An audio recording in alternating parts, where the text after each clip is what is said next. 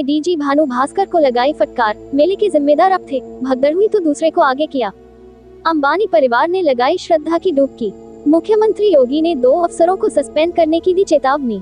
महाकुंभ में भगदड़ और जाम पर सीएम योगी ने एडीजी प्रयागराज, एडीजी ट्रैफिक की क्लास लगाई है। सीएम ने दोनों अफसरों को सस्पेंड करने की चेतावनी तक दे दी। योगी ने प्रयागराज एडीजी जोन भानु भास्कर से कहा, महाकुंभ मेले में आप ही सारी व्यवस्थाएं संभाल रहे थे, जैसे ही भगदड़ हुई आपने दूसरे अफसरों को आगे कर दिया। वहीं एडीजी ट्रैफिक के सत्यनारायण से सीएम ने कहा, जब वीकेंड पर दिल्ली एनसीआर में पिकनिक स्पॉटों पर भीड़ हो जाती है तो आपको अंदेशा नहीं था कि महाकुंभ में शनिवार और रविवार को ज्यादा भीड़ होगी। आपके काम का रवैया तो निलंबित करने जैसा है। 2 पॉइंट में समझिए क्यों गुस्सा हुए सीएम। एडीजी भानु भास्कर पर पूरे मेला क्षेत्र की जिम्मेदारी है, इसके लिए उन्हें 1 महीने का अतिरिक्त वेतन भी मिलेगा। पुलिस सूत्रों के मुताबिक कुंभ मेले के दौरान भानु भास्कर फील्ड पर नहीं उतरे, न ही मौनी अमावस्या को लेकर सतर्कता दिखाई।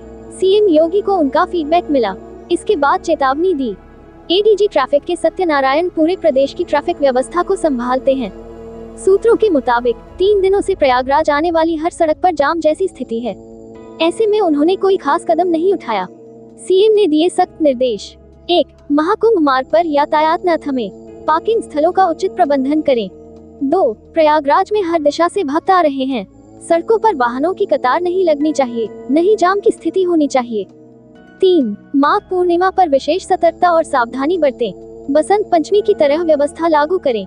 4. माघ पूर्णिमा को लेकर ट्रैफिक और क्राउड मैनेजमेंट के नियम सख्ती से लागू करें। 5. बच्चों, बुजुर्गों और महिलाओं का विशेष ध्यान रखें, पार्किंग स्थल से मेला परिसर तक शटल बसों की संख्या बढ़ाई जाए। 6. मेला परिसर में बिना अनुमति के किसी भी वाहन का प्रवेश न हो। 7. हर श्रद्धालु को सुरक्षित उसके घर तक पहुंचाने की जिम्मेदारी हमारी है। 8. स्वच्छता प्रयागराज महाकुंभ की पहचान है, नदी हो या मेला परिसर लगातार सफाई कराएं। 9. प्रयागराज से सटे जिलों के अफसर लगातार प्रयागराज प्रशासन से संपर्क बनाए रखें, वाहनों का मूवमेंट आपसी तालमेल के साथ हो। 10. प्रयागराज के किसी भी स्टेशन पर अत्यधिक भीड़ इकट्ठा न हो, मेला स्पेशल ट्रेनें और परिवहन निगम की अतिरिक्त बसें चलाई जाएं। महाकुंभ में स्नानार्थियों की संख्या 45 करोड़ के पार। मुख्यमंत्री योगी आदित्यनाथ ने महाकुंभ से पहले ही 45 करोड़ स्नानार्थियों के आने का जताया था अनुमान। महाकुंभ के समापन से 15 दिन पहले ही स्नानार्थियों की संख्या ने बनाया ऐतिहासिक रिकॉर्ड। माघ पूर्णिमा और शिवरात्रि पर बड़ी संख्या में स्नानार्थियों के उमड़ने की संभावना, बनेगा नया रिकॉर्ड। महाकुंभ को लेकर पूरे देश में दिख रही जबरदस्त जन आस्था। स्नान को देश भर से आ रहे लोग, आम और खास, अमीर और गरीब, उच्च और निम्न सभी वर्ग एक साथ कर रहे स्नान।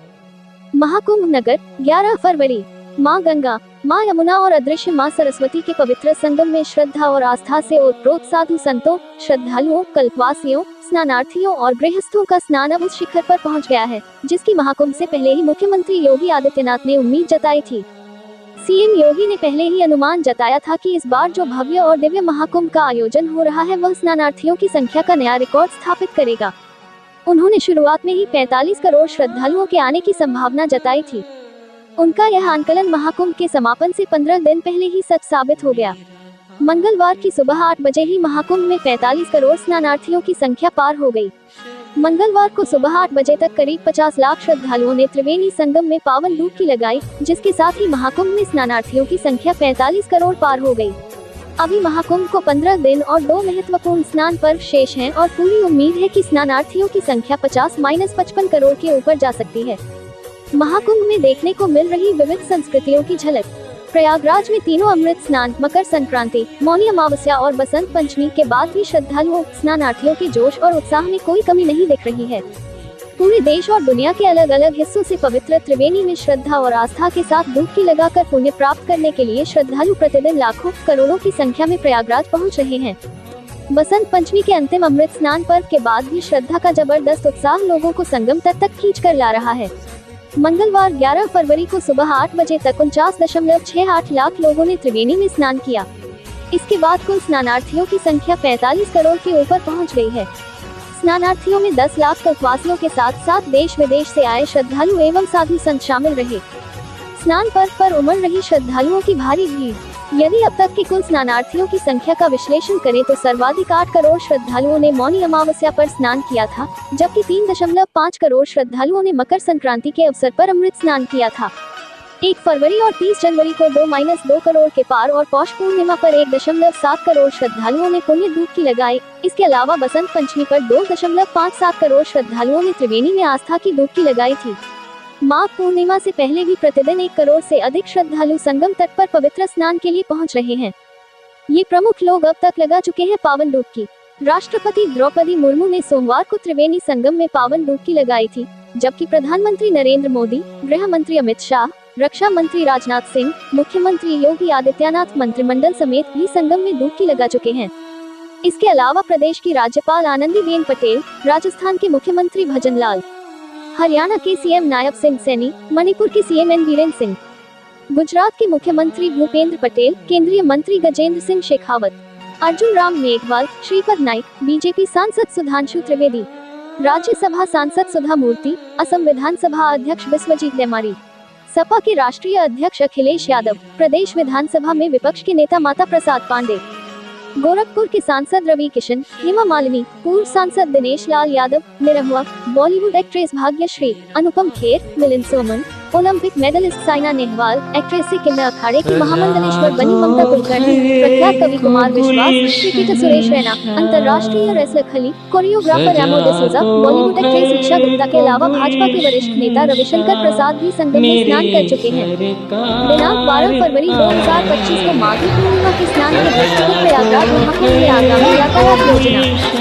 एक मेला क्षेत्र में सुचारू रूप से श्रद्धालुओं का स्नान संपन्न कराने हेतु दिनांक 11 फरवरी 2025 को प्रातः 4 बजे से आवश्यक एवं आकस्मिक सेवाओं के अतिरिक्त संपूर्ण मेला क्षेत्र लोकल जोन रहेगा।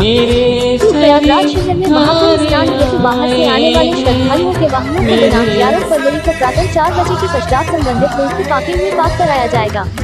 उक्त व्यवस्था में आवश्यक एवं आकस्मिक सेवाओं के वाहनों को छूट रहेगी। श्रद्धालुओं के प्रयागराज शहर एवं मेला क्षेत्र में सुगम आवागमन एवं स्नान के दृष्टिगत प्रयागराज शहर में दिनांक 11 फरवरी को सायंकाल 5 बजे के पश्चात लोकल जोन लागू रहेगा। उक्त व्यवस्था में आवश्यक एवं आकस्मिक सेवाओं के वाहनों को छूट रहेगी। 4 उपरोक्त यातायात व्यवस्था दिनांक 12 फरवरी को मेला क्षेत्र से श्रद्धालुओं की सुगमतापूर्वक निकासी तक लागू रहेगी। 5 प्रयागराज शहर एवं मेला क्षेत्र में वाहनों के प्रवेश तथा निकासी पर उपरोक्त प्रतिबंध कल्पवासियों के वाहनों पर भी लागू रहेगा। कीटगंज के प्रख्यात व्यवसायी राजू जी मोबिल वाले की ओर से 20 दिनों से लगातार श्रद्धालुओं के लिए भंडारे का आयोजन किया जा रहा है। जहां सब लूट घसोट में लगे हुए हैं, वहीं ऐसे इंसान भी है जो इंसानियत की मिसाल है। महाकुंभ में हर दिन गंगा यमुना से ट्रैश स्कीमर निकाल रही 10-15 टन कचरा। संगम को स्वच्छ बनाने के लिए आधुनिक मशीन का हो रहा इस्तेमाल। संगम में 4 किलोमीटर का एरिया कर रही है कवर। प्रयागराज नगर निगम ने 3 साल पहले की थी नदियों को साफ रखने की शुरुआत। महाकुंभ को देखते हुए लगाई गई हैं 2 मशीनें। श्रद्धालुओं को साफ और स्वच्छ जल मिले, इसके लिए सीएम योगी के निर्देश पर हो रहा ट्रैश स्कीमर मशीन का उपयोग। दोनों नदियों में सफाई कर रही मशीन की क्षमता 13 क्यूबिक मीटर, 4 किमी का एरिया नदी में कवर करती है मशीनें। महाकुंभ में गंगा यमुना को स्वच्छ निर्मल बनाने के लिए मुख्यमंत्री योगी आदित्यनाथ की सरकार प्रतिबद्ध है। आने वाले श्रद्धालु पवित्र संगम में स्नान कर अपने साथ भक्ति के साथ स्वच्छता का भाव भी ले जाएं। इसके लिए प्रयागराज नगर निगम मुख्यमंत्री जी के विजन को साकार करने में लगा हुआ है। न केवल मैनुअल बल्कि आधुनिक तरीके से भी गंगा यमुना के संगम को स्वच्छ बनाने का काम हो रहा है। इसके लिए बकायदा ट्रैश स्कीमर मशीन लगाई गई है। यह मशीन हर दिन गंगा यमुना से 10 से 15 टन कचरा निकाल रही है। दरअसल प्रधानमंत्री नरेंद्र मोदी की स्वच्छता की परिकल्पना को साकार रूप देने के लिए प्रदेश की योगी सरकार लगातार प्रयासरत है। इसके चलते विश्व के सबसे बड़े आयोजन महाकुंभ की तैयारी करीब 4 साल पहले ही शुरू कर दी गई थी। संगम में स्नान के लिए आने वाले श्रद्धालुओं को साफ और स्वच्छ जल मिले, इसके लिए एक ट्रैश स्कीमर मशीन लगाई गई। तब यह मशीन 50-60 क्विंटल कचरा हर दिन निकालती थी। उसकी कार्य प्रणाली को देखते हुए करीब 2 साल पहले एक और मशीन को प्रयागराज नगर निगम ने खरीदा। इसके बाद नदियों की सफाई की रफ्तार दोगुनी हो गई। क्या है trash schemer machine? Trash schemer की मदद से पानी की सतह पर तैर रहे कचरे को इकट्ठा किया जाता है। इस मशीन का इस्तेमाल नदियों, बंदरगाहों और समुद्रों में कचरा साफ करने के लिए होता है। यह मशीन प्लास्टिक, बोतलें, धार्मिक कचरा, कपड़े, धातु की वस्तुएं, पूजा अपशिष्ट, मृत पशु और पक्षी आदि को एकत्र करती है। यह पानी से खरपतवार, जल कुंभी को हटाने में भी सहायक है। मशीन की क्षमता 13 क्यूबिक मीटर। दोनों नदियों में सफाई कर रही मशीन की क्षमता 13 क्यूबिक मीटर है। ये मशीनें 4 किमी का एरिया नदी में कवर करती हैं, यानी संगम क्षेत्र से लेकर बोट क्लब सहित अन्य दूरी तक सफाई करती है। इन मशीनों की मदद से गंगा के साथ ही यमुना को भी साफ किया जा रहा है। अफसरों के मुताबिक महाकुंभ शुरू होने के बाद मशीन से कचरा एकत्र करने में 20 गुना तक बढ़ोतरी हुई है। ये मशीन सतह पर तैरने वाले फूल माला, डोना पत्तल, अगरबत्ती, धूपबत्ती के रैपर, प्लास्टिक, नारियल, कपड़े आदि को निकाल लेती है। किस तरह काम करती है ट्रैश स्कीमर? मशीन के दोनों ओर गेट होते हैं, इनके अंदर कन्वेयर बेल्ट लगी होती है। ये गेट सामग्री को फंसाने के लिए हाइड्रोलिक रूप से बंद हो जाते हैं। कचरे को एकत्र करने के बाद कन्वेयर बेल्ट पर ट्रांसफर किया जाता है। इसके बाद वहां से कचरा अनलोडिंग कन्वेयर बेल्ट पर जाता है और उसे बाहर कर दिया जाता है। एक ही जगह कचरे का निस्तारण। नगर निगम के अधिकारी बताते हैं कि मशीन से एकत्र किए गए कचरे को निस्तारित करने के लिए नैनी के पास ही एक जगह डंप किया जाता है। वहां से इस कचरे को रोजाना गाड़ियों द्वारा बसवाड़ स्थित प्लांट में ले जाते हैं, जहां इस कचरे से नारियल, प्लास्टिक और अन्य सामग्री को अलग किया जाता है। प्लास्टिक को रिसाइकिल के लिए भेजा जाता है, जबकि अन्य सामग्री जो लायक होती है उसे खाद बनाने में इस्तेमाल किया जाता है। मुंबई से मंगाई गई इस मशीन के संचालन का जिम्मा भी करीब 5 साल के लिए कंपनी को ही दिया गया है।